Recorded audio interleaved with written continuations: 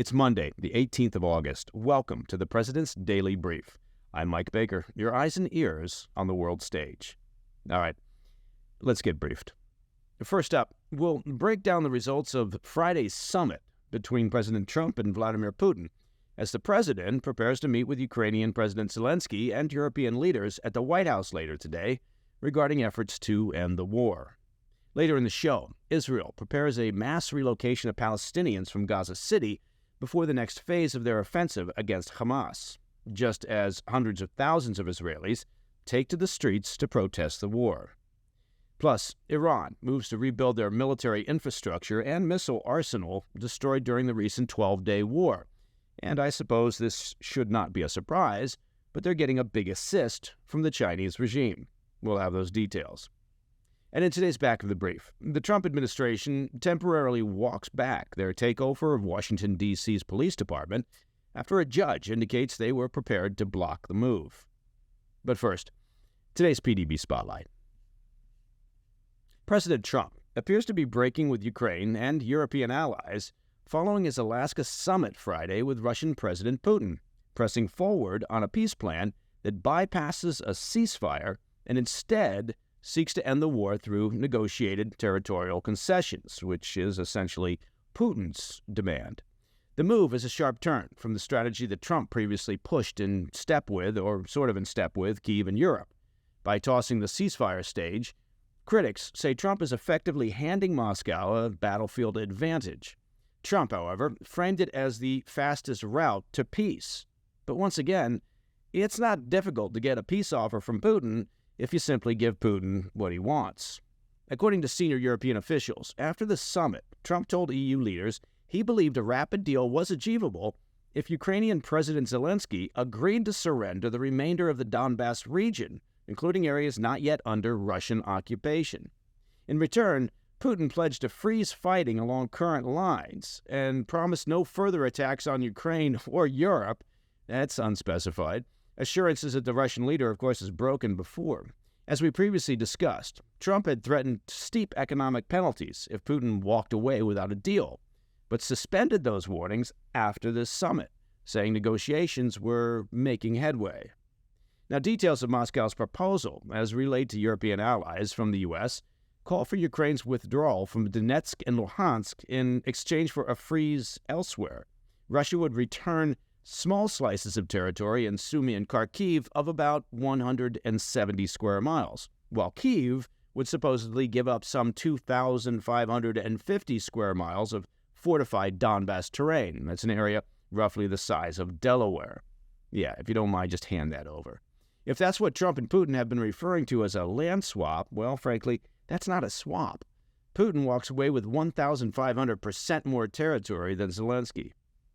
Ukraine would also be barred from joining NATO. Putin is further expected to demand recognition of Crimea, of course, as well as official international recognition of the seized lands from Ukraine in the east, and partial sanctions relief. Anything else? Can we get you anything else, Putin? The reception in European capitals was, as you might expect, frosty. Britain, France, Germany, and others swiftly reaffirmed that sanctions would escalate, quote, as long as the killing in Ukraine continues, pushing back on a post-summit Truth Social entry from Trump, declaring that, quote, all sides agreed to bypass an immediate ceasefire. European leaders stressed borders could not be changed by force and that only Ukraine could decide its future. Still, none openly criticized Trump, obviously wary of splintering unity. Zelensky, excluded from the Alaska talks, said he would meet Trump in Washington today to review, quote, all the details regarding ending the killing and the war. And in a striking show of support for Kyiv, European leaders, including EU Commission President Ursula von der Leyen, British Prime Minister Keir Starmer, German Chancellor Friedrich Merz, and others, plan to attend, signaling both skepticism of Trump's plan and the high stakes involved. White House officials, speaking on the condition of anonymity, hinted that a trilateral summit with Trump, Putin, and Zelensky could follow later this week, though they cautioned the meeting remains uncertain. At the center of Trump's plan, potential security guarantees, similar to those provided in NATO's Article 5. Now, U.S. Special Envoy Steve Witkoff said Sunday that Putin would accept the U.S. and Europe giving Kyiv robust security commitments, as long as Ukraine is not given official NATO membership. Now, as we've long covered here on the PDB, NATO's Article 5 obligates all members to treat an attack on one as an attack on all. Witkoff called it a breakthrough never before conceded by Moscow. Secretary of State Marco Rubio backed the president's effort, describing it as, quote, a very big move that proved Trump's determination to secure peace is, in fact, yielding results. Rubio added that if one side gets everything it wants, quote, that's not a peace deal, it's called surrender, underscoring Trump's push for a balanced settlement. Now, it's not really clear what part of this still unclear deal Rubio considers balanced. Zelensky, speaking in Brussels over the weekend, rejected any talks, quote, under the pressure of weapons, insisting only Ukraine could decide its borders. Von der Leyen echoed him, saying Europe welcomed Trump's willingness to consider guarantees, but argued Ukraine must become a, quote, steel porcupine undigestible for potential invaders. Well, there's a sentence. For Trump, the Alaska summit was a high-stakes wager, breaking with allies, aligning closer to Putin's vision, and claiming momentum where years of Western policy had previously stalled. In a separate post on Truth Social, he declared, quote, big progress on Russia, stay tuned. And that was all in caps, so you know it's serious. A line his administration say reflects genuine momentum. For Kyiv, the dilemma is stark. Accept concessions that could permanently redraw its map or risk isolation with the White House. All right, coming up after the break. Israel prepares a mass relocation of Palestinians from Gaza City before the next phase of their planned offensive against Hamas. Plus, Western intelligence agencies warn that China is helping Iran rebuild its missile arsenal. I'll be right back. Hey, Mike Baker here. Let me take just a moment of your time to talk about protecting your hard-earned assets.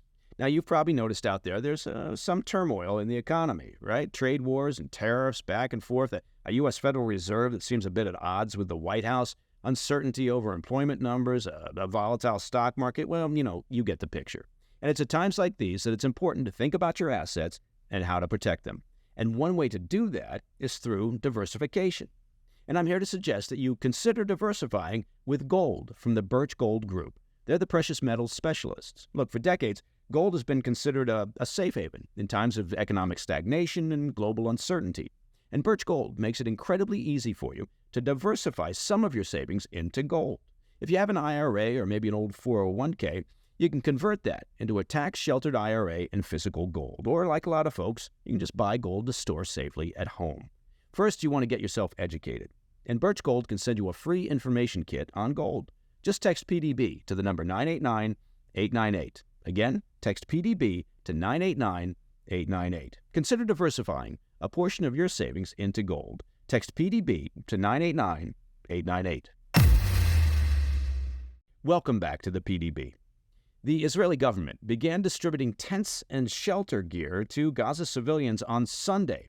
Advance notice, officials said, of a mass relocation from Gaza City before the next phase of the IDF's offensive to uproot Hamas from the Strip's largest urban hub.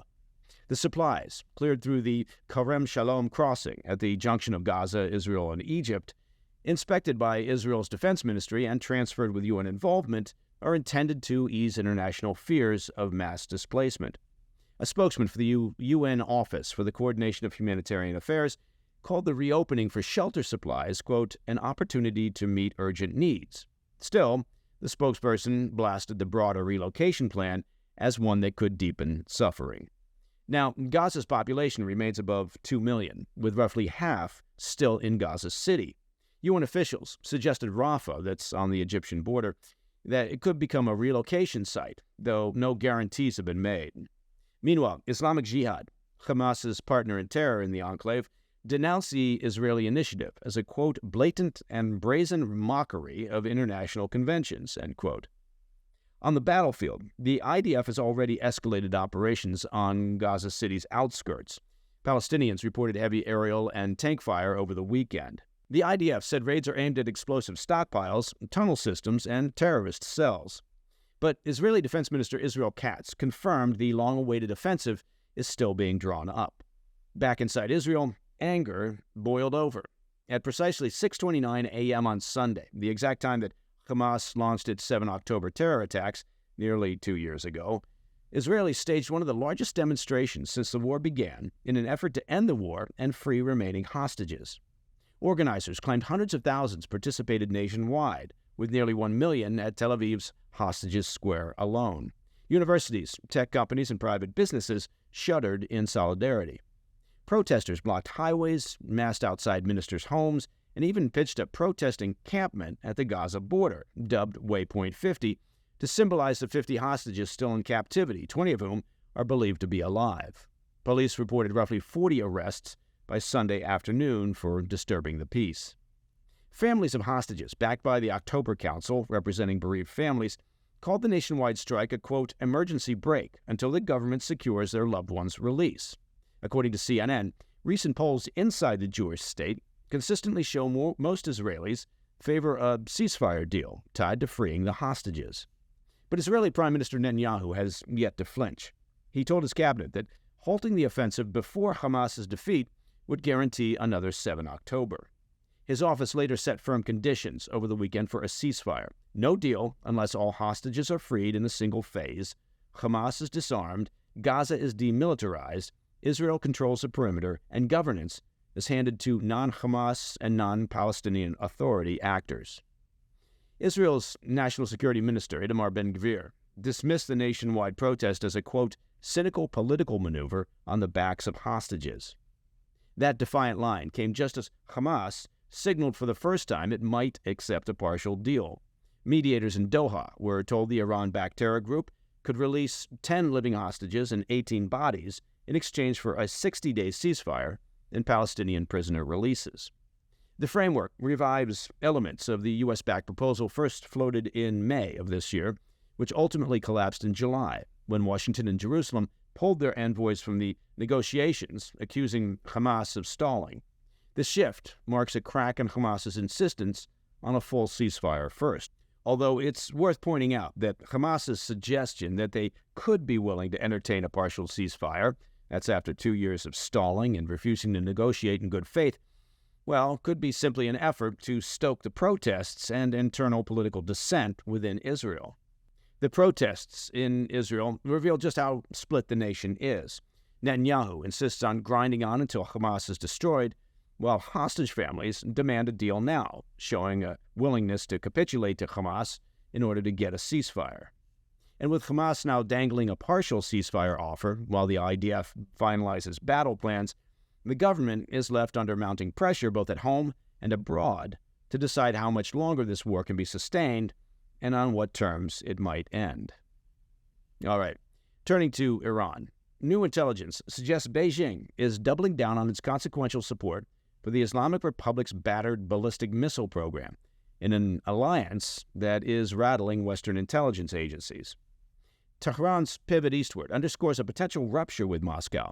As we've previously discussed, Iran has poured drones and weapons into Russian strongman Vladimir Putin's war in Ukraine, only to be left with little more than rhetorical sympathy when it fought its 12-day war with Israel back in June. Now, with its missile stockpiles empty and reduced to near rubble, the mullahs are leaning heavily on Beijing. Back in June, the Wall Street Journal reported that Iran ordered materials from China for hundreds of ballistic missiles. By July, Israel's ambassador to Washington was warning of, quote, troubling signs of deeper CCP involvement. That concern has since grown. Citing European intelligence sources, an Israeli news outlet reports that Beijing's role extended well beyond just the provision of materials. As our regular PDB listeners will recall, Middle East Eye revealed last month that China had already supplied Iran with advanced surface-to-air missile batteries, or SAMs, in exchange for sanctioned oil shipments.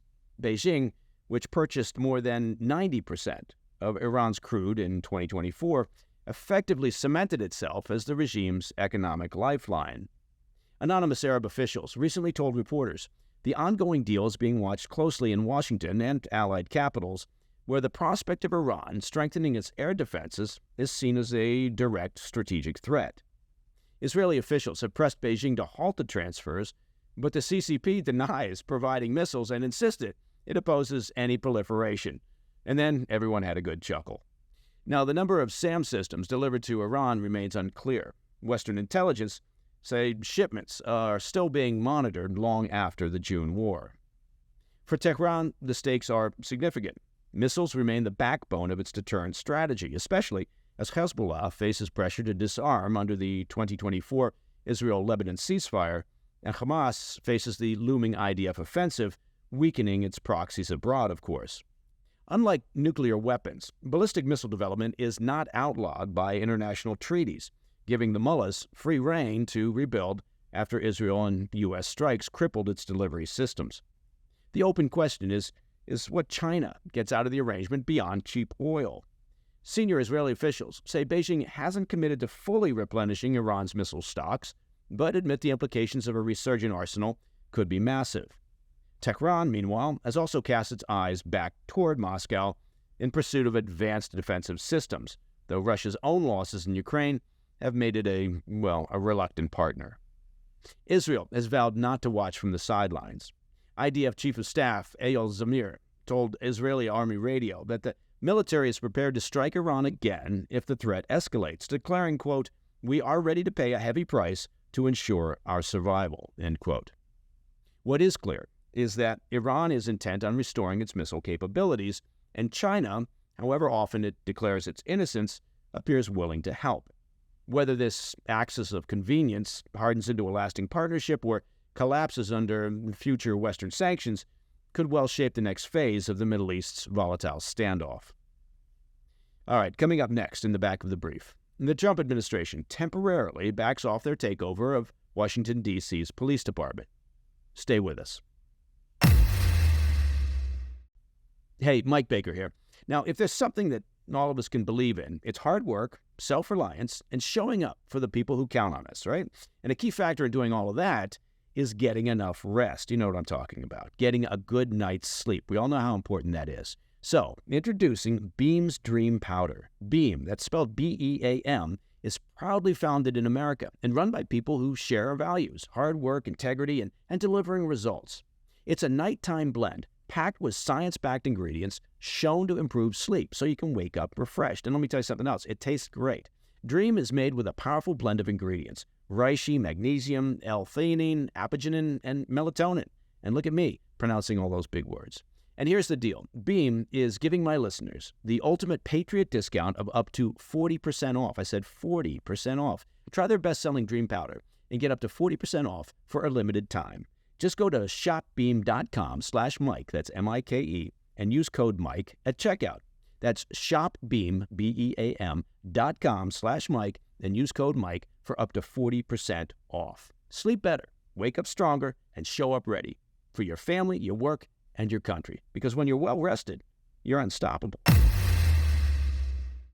In today's back of the brief, President Trump's plan to take control of Washington, D.C.'s police force hit a snag this weekend after the district's attorney general filed a lawsuit on Friday accusing the White House of attempting a, quote, hostile takeover of the city.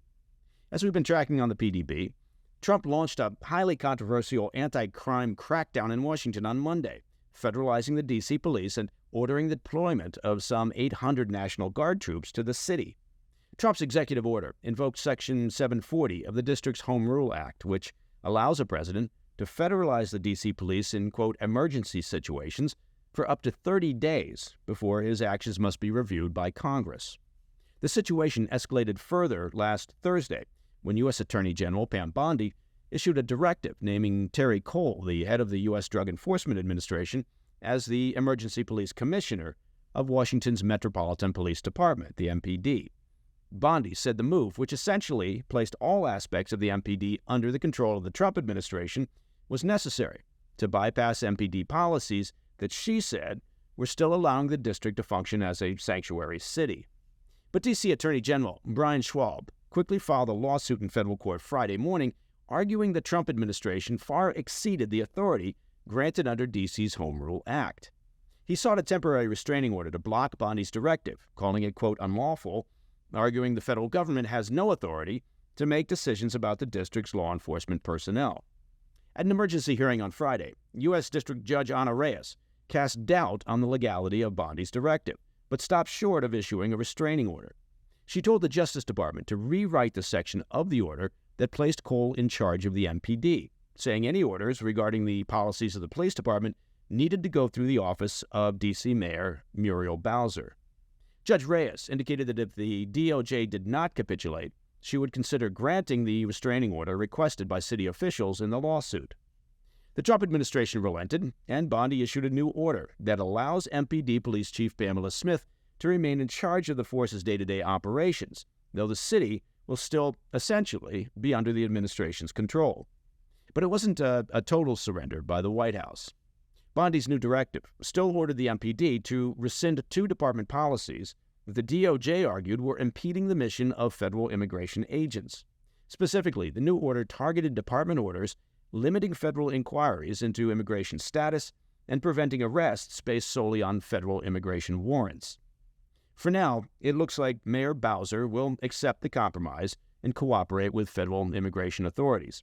But other officials in D.C. indicated that their fight with the Trump administration is far from over.